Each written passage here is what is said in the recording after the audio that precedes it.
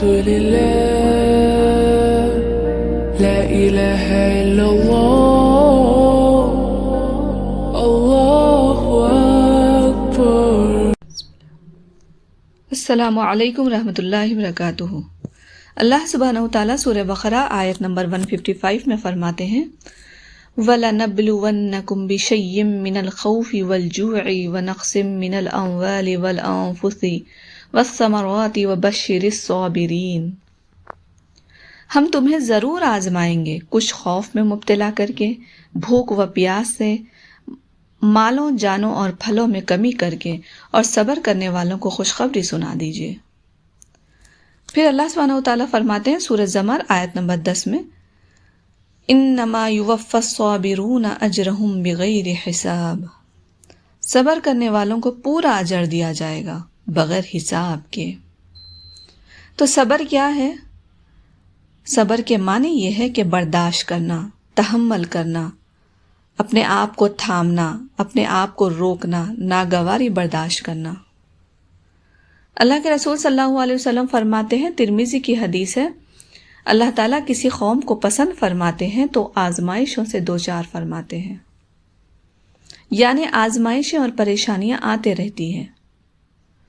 جو اس میں صبر و رضا کا مظاہرہ کرتا ہے اس کے لیے اللہ کی رضا ہے، اور جو آزمائشوں کی وجہ سے اللہ سے ناراضگی اور برہمی کا اظہار کرتا ہے اس کے لیے اللہ کی ناراضگی ہے. جب نبی کریم صلی اللہ علیہ وسلم دنیا سے تشریف لے جانے لگے تو شدید قسم کے مرض میں مبتلا ہوئے. آپ صلی اللہ علیہ وسلم نماز کے لیے تشریف لے جاتے تو صحابہ کرام دائیں بائیں سے سپورٹ دیتے، سہارا دیتے تھے. اللہ کے رسول صلی اللہ علیہ وسلم نے 40 سال کی عمر میں اعلان نبوت کیے. 53 ایئرز میں مکے سے ہجرت فرما کر مدینہ منورہ تشریف لے گئے. تو نبی کریم صلی اللہ علیہ وسلم کی یہ جو 13 سالی مکی زندگی ہے، ایک لمحہ بھی سکون سے نہیں رہے. کفار قریش نبی صلی اللہ علیہ وسلم کو ذہنی ٹینشن، قلبی اذیتیں اور تکالیف پہنچاتے رہے.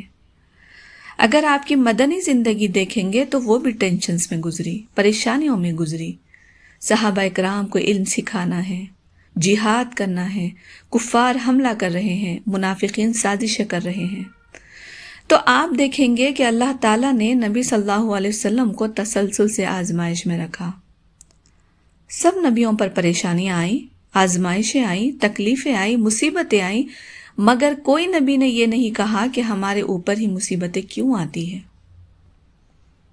جیسا آج ہم کہتے ہیں ہم تو نماز پڑھتے ہیں، روزہ رکھتے ہیں، صدقہ و خیرات کرتے ہیں، ہر وہ نیک عمل کرتے ہیں، پھر ہمارے اوپر ہی مصیبتیں کیوں آتی ہیں، پریشانیاں کیوں آتی ہیں.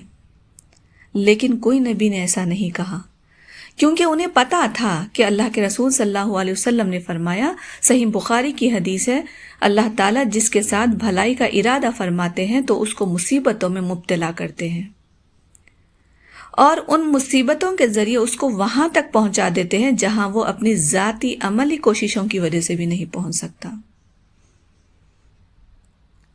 اللہ کے رسول صلی اللہ علیہ وسلم فرماتے ہیں، مسلم کی حدیث ہے، مومن کا معاملہ بھی عجیب ہے، اس کے ہر کام میں اس کے لیے بھلائی ہے، اور یہ چیز مومن کے سوا کسی کو حاصل نہیں. اگر اسے خوشحالی نصیب ہو تو وہ اس پر شکر کرتا ہے، تو یہ شکر کرنا بھی اس کے لیے بہتر ہے، یعنی اس میں اجر ہے. اگر اسے تکلیف پہنچتی ہے تو وہ صبر کرتا ہے، اور یہ صبر کرنا بھی اس کے لیے بہتر ہے، اس میں اجر ہے.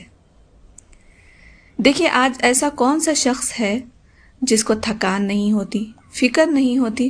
ہر انسان کو کچھ نہ کچھ فکر تو ضرور ہوتی ہے. اللہ کے رسول صلی اللہ علیہ وسلم فرماتے ہیں، صحیح بخاری اور مسلم کی حدیث ہے، مسلمان کو جو بھی تھکان، فکر، بیماری، غم اور تکلیف پہنچتی ہے، حتیٰ کہ کانٹا بھی چبھتا ہے، تو اس کی وجہ سے اللہ تعالیٰ اس کے گناہوں کو معاف فرما دیتے ہیں.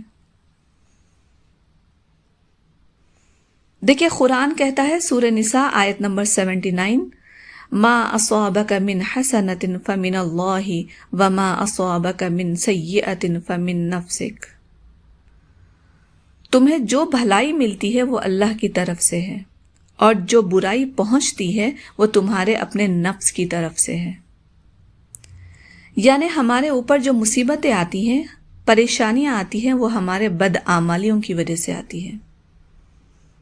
فار ایگزامپل، بیماری آئی ہمارے نامناسب غذا لینے کی وجہ سے آئی، بیماری آئی ہمارے پرہیز نہ کرنے کی وجہ سے آئی، بیماری آئی ہمارے وقت پر نہ سونے اور نہ اٹھنے کی وجہ سے آئی، بیماری آئی ہمارے بے احتیاطی کی وجہ سے آئی۔ تو یاد رکھیے، ایک ہے بیماری کا آنا جو اللہ کی طرف سے ہوتا ہے، جیسے بخار کا آنا اللہ کی رحمت ہے۔ نبی صلی اللہ علیہ وسلم کو بھی بخار آتا تھا، معاذ اللہ کوتاہی یا سستی کی وجہ سے نہیں آتا تھا۔ تو یاد رکھیے، اگر بیماری احتیاط کے باوجود آئی تو یہ سمجھیے کہ یہ اللہ کی رحمت ہے، اور اگر بے احتیاطی کی وجہ سے آئی تو یہ سمجھیے کہ یہ اللہ کی رحمت نہیں ہے، بلکہ یہ ہماری غلطی کی وجہ سے ہے، اور یہ ہماری سستی اور کوتاہی کی وجہ سے ہے۔ صحیح بخاری اور مسلم کی روایت ہے، حضرت ابن مسعود رضی اللہ تعالیٰ عنہ بیان کرتے ہیں، میں نبی صلی اللہ علیہ وسلم کی خدمت میں حاضر ہوا جبکہ آپ کو بخار تھا۔ میں نے کہا، یا رسول اللہ صلی اللہ علیہ وسلم، آپ کو شدید بخار ہوتا ہے؟